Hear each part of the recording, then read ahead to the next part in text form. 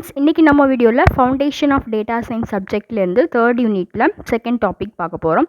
So அதுக்கு முன்னாடி நீங்கள் நம்ம சேனலை சப்ஸ்கிரைப் பண்ணலைன்னா மறக்காமல் சப்ஸ்கிரைப் பண்ணுங்கள். கூடவே கிரியேட் ஆகக்கூடிய பெல் ஐக்கான் கிளிக் பண்ணி ஆல்னு கொடுத்துருங்க. அப்போ தான் நம்ம சேனலில் அப்லோட் பண்ணுற எல்லா வீடியோஸையும் நீங்கள் மிஸ் பண்ணாமல் பார்க்கலாம். ஸோ ஆல்ரெடி இதில் ஃபர்ஸ்ட் டாபிக் கார்லேஷன் பற்றி நம்ம ப்ரீவியஸ் வீடியோவில் பார்த்துருப்போம். ஸோ அந்த வீடியோஸோட லிங்க்கை வந்து பிளேலிஸ்ட்டில் கொடுத்துருக்கேன், செக் பண்ணி பாருங்கள். ஸோ இன்றைக்கி நம்ம பார்க்கக்கூடிய டாபிக் என்ன அப்படின்னா ஸ்கேட்டர் பிளாட்ஸ். ஓகேவா? ஸ்கேட்டர் பிளாட்ஸ் அப்படின்னா என்னென்னா, சிம்பிளாக சொல்லணுன்னா, இதுக்கு முன்னாடி ஒரு கான்செப்ட் பார்த்தோம்ல, கார்லேஷன். அதாவது ரெண்டு வேரியபிள்ஸ்க்கு இடையில இருக்கக்கூடிய ரிலேஷன்ஷிப்பை எஸ்டாப்ளிஷ் பண்ணுறது தான் கார்லேஷன் அப்படின்னு பார்த்தோம். அப்படி தானா? அதாவது 2 வேரியபிள்ஸ் அப்படின்னா, இப்போது எக்ஸு ஒய்ன்னு 2 வேரியபிள் எடுக்கிறீங்க அப்படின்னா, ஓகே, இந்த எக்ஸுங்கிறது ஹைட்டை ரெப்ரசன்ட் பண்ணுது, ஒய்ங்கிறது வெயிட்டை ரெப்ரசன்ட் பண்ணுது. அதர்வைஸ் எதாக வேணாலும் இருக்கலாம். இப்போது எக்ஸுங்கிறது வந்து நம்பர் ஆஃப் பர்சன்ஸ், ஒய்ங்கிறது வந்து நம்பர் ஆஃப் இயர்ஸ். இந்த மாதிரி ஏதோ 2 விஷயத்தை 2 வேரியபிள்ஸ் வந்து ரெப்ரசன்ட் பண்ணும்போது அதுக்கு ரெண்டுக்கும் இடையில இருக்கக்கூடிய ரிலேஷன்ஷிப்பை சொல்கிறக்கூடிய அந்த கான்செப்டுக்கு பேர் தான் கார்லேஷன். ஓகேவா? ஸோ அந்த கான்செப்டை நம்ம இம்ப்ளிமெண்ட் பண்ணதுக்கு யூஸ் பண்ணக்கூடிய கிராஃபோட நேம் தான் ஸ்கேட்டர் பிளாட்ஸ். ஓகேவா? ஸோ அப்படின்னா இப்போ ஸ்கேட்டர் பிளாட்ஸ் தான் என்னென்னு டெஃபினிஷன் பார்க்கலாமா? A scatter plot is a graph containing a cluster of dots that represents all pairs of scores. All pairs of scores தான் சிம்பிளாக எடுத்துக்கோங்க. எக்ஸுக்கு நான் வந்து 5ன்னு கொடுத்தேன்னா ஒய்க்கு வந்து 10. அப்போது pairs of scores என்னது 5, 10. இதுதான் வந்து pairs of scores. ஓகேவா? 2 வேல்யூ இருக்கா? இதுதான். In other words, scatter plots are the graphs that represents the relationship between 2 variables in a data set. Okay? So இது வந்து டேட்டா சயின்ஸ் சப்ஜெக்ட்டுங்கிறனால டேட்டா செட்டுங்கிறத மென்ஷன் பண்ணியிருக்காங்க. ஓகேவா? இப்போ டேட்டா செட் அப்படின்னா நிறைய டேட்டாஸ் வந்து நம்ம கலெக்ட் பண்ணி வச்சுருப்போம். ஓகேவா? இப்போது இது வந்து சிம்பிளாக நான் ஹைட்டையும் வெயிட்டையும் சொன்னேன். இப்போ வந்து ஒரு 50 ஸ்டூடெண்ட்ஸோட ஹைட்டும் வெயிட்டும் நான் வந்து கலெக்ட் பண்ணி வச்சுருக்கேன்னா அது டேட்டா செட். ஸோ அந்த இதில் இருக்கக்கூடிய 2 வேரியபிள்ஸ் எது? ஒன்று ஹைட்டு, இன்னொன்று வந்து வெயிட்டு. அப்போது இது ரெண்டுக்கும் இடையில இருக்கக்கூடிய ரிலேஷன்ஷிப்பை ஒரு கிராஃப் போட்டு நான் காணிக்கிறேன்னு வச்சுக்கோங்க. அதை தான் நம்ம ஸ்கேட்டர் பிளாட்ஸ் அப்படின்னு சொல்லுவோம். அந்த கிராஃப் எப்படி இருக்குன்னா, it containing a cluster of dots. Cluster of டாட்ஸ்னால் புள்ளி புள்ளியாக நம்ம வச்சுருப்போம். ஓகே, அதுதான் வந்து நம்ம என்ன சொல்லுவோம், ஸ்கேட்டர் பிளாட் அப்படின்னு அந்த கிராஃபுக்கு நேம். ஓகே, சரி, இந்த கிராஃப் எப்படி கன்ஸ்ட்ரக்ட் பண்ணலான்னா மொத்தம் 3 ஸ்டெப் இருக்குது. 3 ஸ்டெப்புனா சிம்பிளாக சொல்லணுன்னா, ஃபஸ்ட்டு ஸ்டெப்பில் இண்டிபெண்ட் வேரியபிளை சூஸ் பண்ணிக்கணும். இண்டிபெண்ட் வேரியபிள் அப்படின்னா, இப்போது 2 வேரியபிள் எடுக்கிறோமா, அப்போ ஒரு வேரியபிள் வந்து என்ன ஆகிருக்கும்னா இன்னொரு வேரியபிளில் டிபெண்ட் ஆகிருக்கும். அதே நேரம் அந்த இன்னொரு வேரியபிள் வந்து எதையுமே டிபெண்ட் ஆகி இருக்காது. ஓகேவா? ஸோ எதையுமே டிபெண்ட் ஆகி இருக்காத அந்த வேரியபிள் தான் நம்ம எக்ஸ் ஆக்சிஸில் மார்க் பண்ணணும். ஓகேவா? ஸோ எக்ஸ் ஆக்சிஸில் நம்ம என்ன இதை வந்து எடுத்துக்குவோம், இண்டிபெண்ட் வேரியபிளை.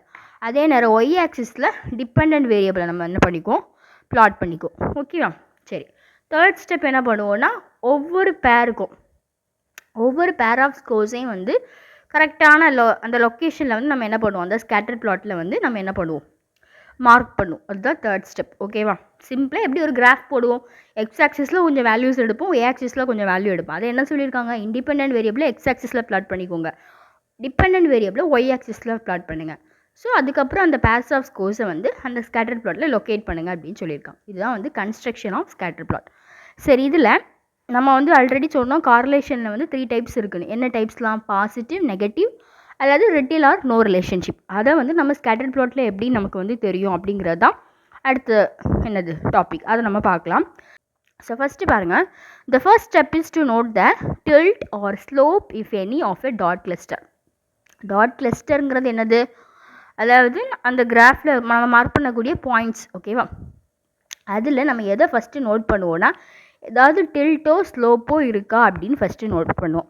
டில்ட்டோ ஸ்லோப்போனா ஜஸ்ட்டு நம்ம பாயிண்ட்ஸ் எல்லாம் வச்சதுக்கப்புறம் ஒரு லைன் நமக்கு கிடைக்கும்ல, மேக்ஸிமம் அந்த லைன் எப்படி தான் இருக்குன்னா இந்த மாதிரி ஒரு சாய்வாக இருக்கும். அதுதான் நம்ம ஸ்லோப்பு அல்லது டில்ட்டுன்னு சொல்லியிருக்காங்க.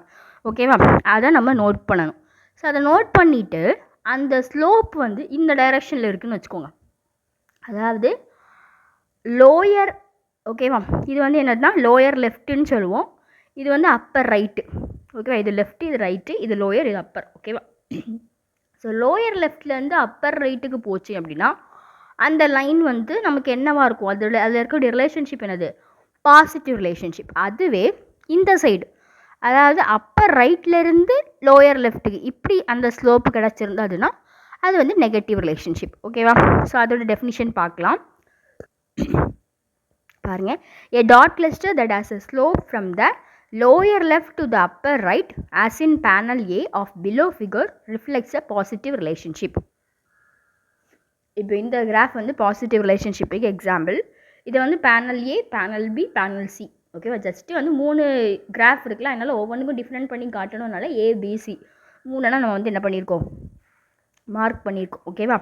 ஸோ அதில் பாசிட்டிவ் ரிலேஷன்ஷிப் அப்படின்னு சொல்லும்போது அதுக்கு எக்ஸாம்பிளுக்கு நம்ம வந்து எக்ஸ் ஆக்சிஸில் ஹைட்டும் ஒய் ஆக்சிஸில் வெயிட்டும் எடுத்துருக்கோம். ஸோ ஹைட்டு கூட கூட, ஓகேவா, அதாவது 60, 65, 70, 75 போகுது. வெயிட் வந்து 100, 150, 200, 215 போகுது. ஸோ ஹைட்டு கூட கூட வெயிட்டும் என்ன ஆகுது, கூடுது. ஓகேவா? ஸோ அப்போ இந்த இடத்துல நமக்கு என்ன ஆகுது, இதுவும் இன்க்ரீஸ் ஆகுது, ஒய்யும் இன்க்ரீஸ் ஆகுது. எக்ஸு ஒய் ரெண்டுமே ஒரே டைரெக்ஷனில் போகும்போது நமக்கு மேக்ஸிமம் பாயிண்ட்ஸ் எப்படி தான் இருக்கும், இந்த சைடு, அதாவது அப்பர் லோயர் லெஃப்ட்லேருந்து அப்பர் ரைட் நோக்கி தான் பாயிண்ட்ஸ் வந்து அப்படி இந்த ஸ்லோப்பில் போகும். ஸோ அப்போ இது என்ன ரிலேஷன்ஷிப், பாசிட்டிவ் ரிலேஷன்ஷிப். அதுவே நெகட்டிவ் ரிலேஷன்ஷிப்னா அதுக்கு நம்ம என்ன எக்ஸாம்பிள் எடுத்துருக்கோன்னா, எக்ஸ் ஆக்சிஸில் ஹெவி ஸ்மோக்கிங். ஓகேவா? அதிகமாக ஸ்மோக் பண்ணும்போது அவங்களோட லைஃப் எக்ஸ்பெக்டன்சி, அதாவது வாழ்நாள் வந்து என்ன ஆகும், குறையும். அப்படி தானே? இப்போ வந்து ஒருத்தர் வந்து 5 இயர்ஸ் வந்து ஸ்மோக் பண்ணுறாரு அப்படின்னா அவர் வந்து ஒரு 70 இயர்ஸ் வாழ்கிறாருன்னு வச்சுக்கோங்க. அதே நபர் 10 இயர்ஸ் ஸ்மோக் பண்ணும்போது, ஓகேவா, அப்போ அவரோட லைஃப் கண்டிப்பாக என்ன ஆகும், குறையும். அப்படி தானே? ஏன்னா ஹெல்த், இது வந்து ஸ்மோக்கிங்கே வந்து ஒரு பேட் ஹேபிட். அது வந்து ஹெல்த்தை வந்து என்ன பண்ணும், அஃபெக்ட் பண்ணும்.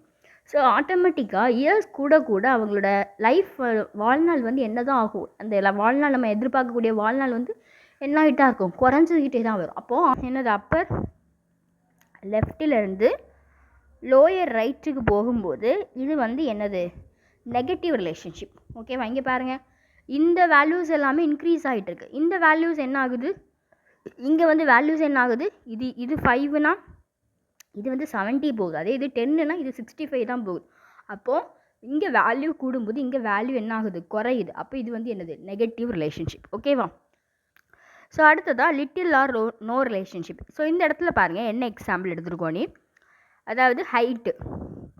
ஓகேவா? ஹைட்டு கொடுத்துருக்காங்க, அது என்ன, லைஃப் எக்ஸ்பெக்டன்சி. ஸோ ஹைட்டு கூட கூட வாழ்நாள் கூடுன்னு சொல்ல முடியுமா, முடியாது. 60 இன்ச்சஸ் இருக்கக்கூடிய ஒரு ஆள் 55 இயர்ஸும் வாழலாம், 70 இயர்ஸும் வாழலாம், நம்ம டேட்டா செட்டை பொறுத்து. ஓகேவா? ஸோ இது வந்து மாறி மாறி தான் நமக்கு என்ன இருக்கும், வேல்யூஸ் இருக்கும். அப்போ நம்ம பாயிண்ட்ஸ் வந்து எப்படி தான் இருக்கும், இந்த மாதிரி ஃபுல்லாக ஸ்ப்ரெட் ஆகிருக்கும், ஒரு ஸ்லோப் மாதிரி நமக்கு கிடைக்காது. அப்போது இந்த இடத்துல நமக்கு எந்த ஒரு ரிலேஷன்ஷிப்புமே வந்து என்ன பண்ண முடியாது, எஸ்டபிளிஷ் பண்ண முடியாது. அப்போ இதை நம்ம என்ன கேட்டகரியில் கொண்டு வருவோம், லிட்டில் ஆர் நோ ரிலேஷன்ஷிப். ஓகேவா? ஸோ அதுக்கான டெஃபினிஷன்ஸ் தான் இங்கே எழுதியிருக்கோம். இது நெகட்டிவ், இது லிட்டில் ஆர் நோ ரிலேஷன்ஷிப். இங்கே பாருங்கள், dot cluster that has a slope from the upper left வந்து லோயர் ரைட்டுக்கு போகும்போது as in panel B of below figure reflects a negative relationship. அதே மாதிரி லிட்டில் ஆர் நோ ரிலேஷன்ஷிப்புக்கு என்ன கொடுத்துருக்காங்க, dot cluster that lakhs any apparent slope. இந்த இடத்துல ஸ்லோப்பே இருக்காது. அப்படிங்கும்போது அது எதை ரிஃப்ளெக்ட்ஸ் பண்ணும், லிட்டில் ஆர் நோ ரிலேஷன்ஷிப். ஓகேவா? சரி, அடுத்தது பாருங்கள், பெர்ஃபெக்ட் ரிலேஷன்ஷிப். ஸோ பெர்ஃபெக்ட் ரிலேஷன்ஷிப்னா எப்படி இருக்கும்னா, பாயிண்ட்ஸ் வந்து இங்கே 5, 6, ஒய்க்கு 6, அடுத்தது இங்கே 6னா இங்கே 7, அப்படி கரெக்டாக வந்து ஒரு ஸ்ட்ரைட் லைன் கிடைக்கும்போது அது நம்ம என்ன சொல்லுவோம்னா பெர்ஃபெக்ட் ரிலேஷன்ஷிப் அப்படின்னு சொல்லுவோம். A dot cluster that equals a straight line reflects a perfect relationship between two variables. ஓகேவா? ஸோ இதெல்லாம் தாண்டி கர்விலீனியர் ரிலேஷன்ஷிப்னு இருக்குது. அது என்னென்னா, நமக்கு சில டைம் வந்து நமக்கு என்ன ஆகாது, இந்த மாதிரி ஸ்லோப்பு கிடைக்காது. அப்போது நமக்கு கர்வ்ட் லைன் தான் கிடைக்கும். அந்த ரிலேஷன்ஷிப்பை தான் நம்ம கர்விலீனியர் ரிலேஷன்ஷிப்னு சொல்லுவோம்.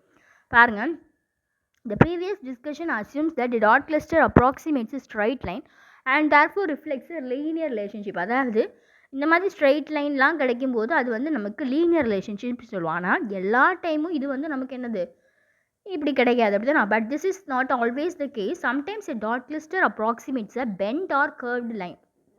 சில நேரம் பெண்டு இல்லைன்னா கர்வ் லைன் கிடைக்கும். அதுக்கு வந்து கீழே உள்ள ஃபிகர் வந்து எக்ஸாம்பிள். ஓகேவா? ஸோ இதில் நம்ம என்ன எக்ஸாம்பிள் எடுத்துருக்கோன்னா கீழே வந்து ஏஜ் எக்ஸ் ஆக்சிஸில், ஒய் ஆக்சிஸில் வந்து ஃபிசிக்கல் ஸ்ட்ரென்த். ஓகேவா?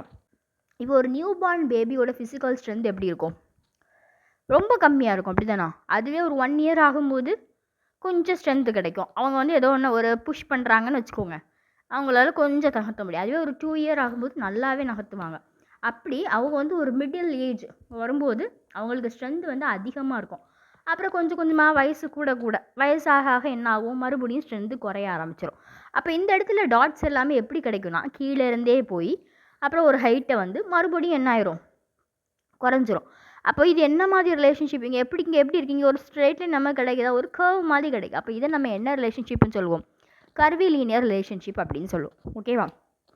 ஸோ ஸ்கேட்டர் பிளாட்ஸ்னால் என்னன்னு பார்த்துருக்கோம். அதுக்கப்புறம் அது அதோட கன்ஸ்ட்ரக்ஷன், அதுக்கப்புறம் positive negative little or no relationship, அதுக்கப்புறம் perfect relationship, curvilinear relationship.